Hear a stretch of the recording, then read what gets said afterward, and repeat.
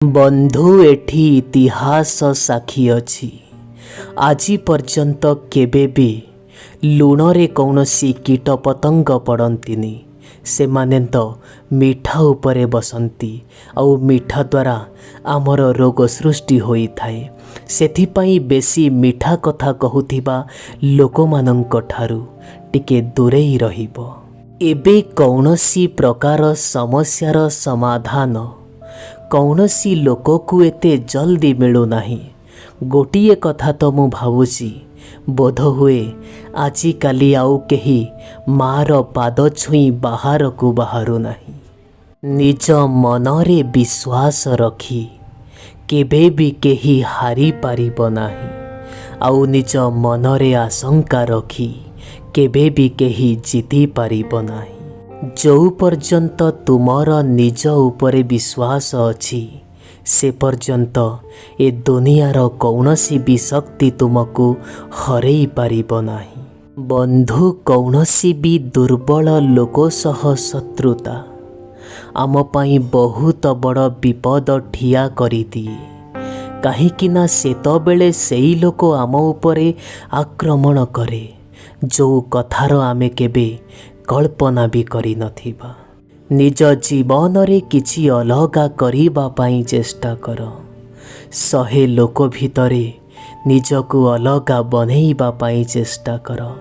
नहले केवल जीवन जी मरीगले किछि लाभ हब नाही। भगवानंक उपरे भरोसा रख किछि कथा नाही, किंतु भगवानंकठू अधिक तुमे निज कर्म उपरे भरोसा रख। काहेकि ना कर्म ही भगवान। केबे भी कौनसी मनीष को आवश्यकता ठारू अधिक महत्व दब नाही। जदि एमिति हुए तुमे निज महत्व से मनीष पाखरे हरेई दब। जो जगारे तुम भल पाइबार टिके भी आदर नाही, से जगारे रहिबा अपेक्षा से जगह छाड़ी चली जीवा भल। कम से कम सारा जीवन आपणंकु केबे दुख मिलिबो नाही। केही जणे केते भल सुंदर कथाटिए कहिछि, रे पागल तू काहेकि व्यस्त हेई पड़ुचु, काहेकि कांदी पकौचु तो दुख आसिला बेले। तू जेबे जन्म हेइचु तू सेबे भी कांदी थिलु। जदि तुमे जन्म नेइच तुमको कष्ट तो भोगिबा पाई पड़िबो। काहेकि ना मनीष मरीगला परे जलिबार कष्ट भी फील करि पारे ना। सबु बेले निज पितामातांक पाद तले नतमस्तक हवा पाई चेष्टा करंतु। काहेकि ना सिए कौनसी जगन्नाथंक मंदिर ठारू भी कम नुह भाई। हे भाई, जीवन केबे भी परिवर्तन होई जाई पारे। सेथिपाई कौनसी भी कथा को नहीं एते चिंता करनी। आजी दुख अछि काली सुख निश्चय आसीबो। कौनसी भी जिनिस निजे कमेई थिबा टंकारु व्यवहार करी देख। जदि तुमर आशा एमिति रे न कमी जीव तेबे कहिबो। जदि किछि भी किणीबा पाई चाहुच तेबे निजे परिश्रम करी अर्थ उपार्जन करी कर। बापा मांक पैसा रे अधिक उड़ीबा भल कथा नुह। जो लोक माने एठी प्रकृत रे सफलतार हकदार होई थांती सेई लोक मानंक पाखरे दुईटी जिनिस आपणंकु सबु बेले देखिबा पाई मिले। प्रथमटी सेमाने सबु बेले हसु थांती आउ द्वितीयटी सेमाने सबु बेले शांत थांती। जदि कौनसी मनीष तुमको एकथा पचारे कि तुमे मते काहींकि भल पाओ, बंधु एठी भल पाइबार कौनसी भी कारण न थाए। कारण तो एठी केवल पसंद थाए। बंधु जदि एठी मनीषर इच्छा उपरे कथा कहिबी तेबे मनीषर इच्छार पथर कौनसी भी सेमिति अंतिम रास्ता नहीं। सेथिपाई भल हब आमको जो जिनिसर आवश्यकता रहिछि आमे सेई जिनिस पाई काम करिबा। ପ୍ରତିଟି ମୁହୂର୍ତ୍ତରେ ନିଜ ରଙ୍ଗକୁ ପରିବର୍ତ୍ତନ କରୁଥିବା ଲୋକେ ଆଉ ନିଜ ରଙ୍ଗ ଛାଡ଼ୁଥିବା ସିଏ ପୋଷାକ ହେଉନା କାହିଁକି, ସିଏ ଯେତେ ବି ବ୍ରାଣ୍ଡେଡ଼ ହେଇଥାଉ, ଦିନେ ନା ଦିନେ ଆମେ ତାକୁ ଛାଡ଼ି ହିଁ ଦେଇଥାଉ। ମଣିଷ ବିନା କୌଣସି ଶୁଭ ସମୟରେ ଜନ୍ମ ନିଏ ଆଉ ମଣିଷ ବିନା କୌଣସି ଶୁଭ ସମୟରେ ମରିଯାଏ। ଆଉ ତାପରେ ବି ସାରା ଜୀବନ ସିଏ ଶୁଭ ସମୟର ଅପେକ୍ଷା କରିଥାଏ। ବାହାରେ ଦୁନିଆ ଆଉ ବାହାରେ ଏ ଦୁନିଆର ଲୋକେ। ତୁମେ କେବଳ ନିଜ ଉପରେ ଆଉ ପ୍ରଭୁଙ୍କ ଉପରେ ଭରସା ରଖ। ପ୍ରତିଟି ସମୟ ତୁମ ପାଇଁ ଶୁଭ ସମୟ ହୋଇଯିବ। ବନ୍ଧୁ, ଏଠି କୌଣସି ଲୋକର ସମ୍ପର୍କରେ ରହି ରହି ସକାଳୁ ସଞ୍ଜ ହୋଇଗଲା, ସାରା ଜୀବନ ବିତିଗଲା ଜଣା ପଡ଼ିଲାନି। ତାପରେ ବି ଦିନେ ଏକଥା ଶୁଣିବା ପାଇଁ ମିଳିଲା କି ତୁମକୁ ସମ୍ପର୍କ ଗଢ଼ି ଆସେନି।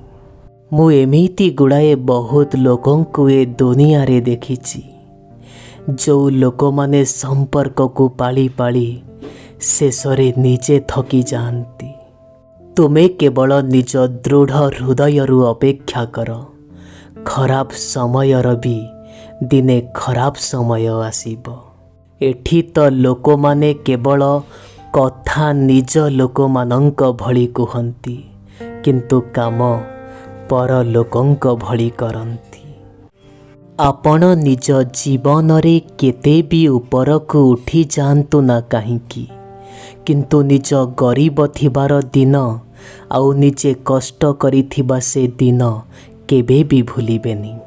ଆମେ ଦୁଇ ଜଣଙ୍କ ନଜରରେ ଧୋକା ଖାଇଗଲେ। ମୁଁ ତୁମକୁ ସମସ୍ତଙ୍କ ଠାରୁ ଅଲଗା ଭାବିଲି, କିନ୍ତୁ ତୁମେ ମୋତେ ସମସ୍ତଙ୍କ ପରି ଭାବିଲ। ସଫଳତା କେବେ ବି ହାତର ରେଖାରେ ଲେଖା ହୋଇନଥାଏ ବନ୍ଧୁ। ସଫଳତା ତ ଯଦି ମୁଣ୍ଡରୁ ଝାଳ ବାହାରେ ତେବେ ହିଁ ମିଳିଥାଏ। ଏଠି ଜୀବନ ଗୋଟେ ପରୀକ୍ଷା ସଦୃଶ ହୋଇଥାଏ, କିନ୍ତୁ ଏ ପରୀକ୍ଷାରେ ଅଧିକାଂଶ ଲୋକେ ବିଫଳ ହୋଇଯାଆନ୍ତି। କାହିଁକିନା ଜଣେ ସବୁବେଳେ ଅନ୍ୟ ଜଣଙ୍କୁ କପି କରିବାରେ ଲାଗିଛନ୍ତି, କିନ୍ତୁ ମଣିଷ ଏକଥା ବୁଝିପାରୁନି କି ଏଠି ସମସ୍ତଙ୍କର ପ୍ରଶ୍ନପତ୍ର ଅଲଗା ଅଲଗା ହୋଇଥାଏ। ଭଗବାନ ପ୍ରତିଟି ମଣିଷକୁ କିଛି ନା କିଛି ଅଲଗା ପ୍ରତିଭା ତ ନିଶ୍ଚୟ ଦେଇଛନ୍ତି, କିନ୍ତୁ ଆଜିକାଲିର ମଣିଷ ଏଠି ଲୋକମାନଙ୍କ ଭଳି ହେବାରେ ନିଜ ସମୟକୁ ବର୍ବାଦ କରିଦେଉଛନ୍ତି। ଯଦି ତୁମେ ନିଜ ହୃଦୟ ଓ ମନର କଥା ଶୁଣିବ, ତେବେ ଜୀବନରେ ତୁମେ କେବେ ବି ହାରିବନି। ଆଉ ତୁମେ ଯଦି ଏଠି ଦୁନିଆ ଲୋକଙ୍କ କଥା ଶୁଣିବ, ତେବେ ଜୀବନରେ ତୁମେ କେବେ ବି ଜିତିବନି। ବନ୍ଧୁ, ଏ ଦୁନିଆରେ ଏମିତି ବହୁତ ଗୁଡ଼ାଏ କଠିନ କାମ ତ ନିଶ୍ଚୟ ରହିଛି, କିନ୍ତୁ ସବୁଠୁ କଠିନ କାମଟିଏ ମୁଁ ଆପଣଙ୍କୁ କହୁଛି। ସବୁଠୁ କଠିନ କାମ ହେଲା ନିଜକୁ ଖୁସି ରଖିବା। ବିଶ୍ୱାସ ହେଉନି ନା? ଥରେ ନିଜକୁ ଦେଖିଦିଅ। ବନ୍ଧୁ, ଜୀବନରେ କିଛିଟା ନିଷ୍ପତ୍ତି ଆମେ ନିଶ୍ଚୟ ନେଇଥାଉ, ଆଉ କିଛିଟା ନିଷ୍ପତ୍ତି ଭଗବାନ ଆପଣଙ୍କ ପାଇଁ ନେଇଥାନ୍ତି। ହୁଏତ ଭଗବାନ ନେଇଥିବା ନିଷ୍ପତ୍ତି ଆମକୁ ପସନ୍ଦ ଆସିନପାରେ, କିନ୍ତୁ ତାହା ମାନିବାକୁ ହେବ। ଯଦି ତୁମେ ତୁମ ଜୀବନରେ ଖୁସିରେ ରହିବା ପାଇଁ ଚାହୁଁଛ, ତେବେ ଗୋଟିଏ କଥା କହୁଛି, ଧ୍ୟାନ ଦେଇ ଶୁଣ। ତୁମେ କାନ୍ଦିବାରେ କେବେ ବି କାହାକୁ କିଛି ଫରକ ପଡ଼ିବନି। ଯେତେବେଳେ ତୁମେ କାନ୍ଦିବା ପାଇଁ ଚାହୁଁଛ, କୋଠରୀର ଚାରି କାନ୍ଥ ଭିତରେ କାନ୍ଦିବା ପାଇଁ ଚେଷ୍ଟା କର। ଗୋଟେ କଥା କହିବି ଆଜ୍ଞା, ଏଠିକାର ଲୋକେ ନାଟକ ଦେଖିବାକୁ ବହୁତ ପସନ୍ଦ କରନ୍ତି। ବନ୍ଧୁ, କେବେ ବି କୌଣସି ସମ୍ପର୍କ ସବୁଦିନ ପାଇଁ ସରିଯାଏ ନାହିଁ। ଆମ ହୃଦୟରେ ଓ ଆମ ମନରେ ସେଇମାନେ ବି ତ ଏବେ ଜୀବିତ ଅଛନ୍ତି, ଯେଉଁମାନେ ଏ ଦୁନିଆରେ ନାହାନ୍ତି। ଲୋକମାନଙ୍କ ଠାରୁ ଆପଣ ଡରିବା ଛାଡ଼ି ଦିଅନ୍ତୁ, କାହିଁକି ନା ଆପଣଙ୍କୁ ସାହସ ଭଗବାନ ଦିଅନ୍ତି, ଏଠିକାର ଲୋକେ ନୁହଁ। ବନ୍ଧୁ କିଛି ପାଇବା ପାଇଁ ହେଲେ କିଛି ହରେଇବାକୁ ନୁହଁ, ବରଂ କିଛି କରିବା ପାଇଁ ପଡ଼େ। ଯେଉଁ ପର୍ଯ୍ୟନ୍ତ ତୁମେ ସେଜରେ ଶୋଇ ରହିଥିବ, ସେଇ ପର୍ଯ୍ୟନ୍ତ ତୁମ ଦିନ ଉଦୟ ହେବନି। ସେଥିପାଇଁ ଥରେ ଭାବିବେ ନିଶ୍ଚୟ। ଯଦି ସବୁବେଳେ ତୁମେ ଚିନ୍ତା କରି ରହିବ, ତେବେ ତୁମକୁ ରୋଗ ଗ୍ରାସିବ। ସେଥିପାଇଁ ଭଲ ହେବ ଚିନ୍ତା ଛାଡ଼ ଆଉ ଖୁସିରେ ବଞ୍ଚ। କେବେ ବି କୌଣସି ଲୋକକୁ କୌଣସି କଥାରେ ମିଛ କଥା କହିବେ ନାହିଁ, କାହିଁକି ନା ଏକଥା ଆପଣ ବି ଜାଣିଛନ୍ତି ଆଜ୍ଞା। ଗୋଟେ ମିଛ କହିବାକୁ ହେଲେ ଆମକୁ ହଜାରେ ମିଛ କାହାଣୀ ଗଢ଼ିବାକୁ ହୁଏ। ତୁମେ ନିଜ ଲୋକମାନଙ୍କ ଉପରେ ଅଭିମାନ କର, କିଛି କଥା ନାହିଁ। କିନ୍ତୁ ଯଦି ସେଇ ଲୋକମାନେ ତୁମକୁ ମନେଇବା ପାଇଁ ଚେଷ୍ଟା କରୁଛନ୍ତି, ତେବେ ତୁମେ ମାନିଯିବା ବହୁତ ଭଲ ହେବ। କାହିଁକି ନା ଆଜ୍ଞା, ନିଜ ପରିବାର ଛଡ଼ା ଏ ଦୁନିଆରେ କେହି ବି ଆପଣଙ୍କ ନୁହଁ।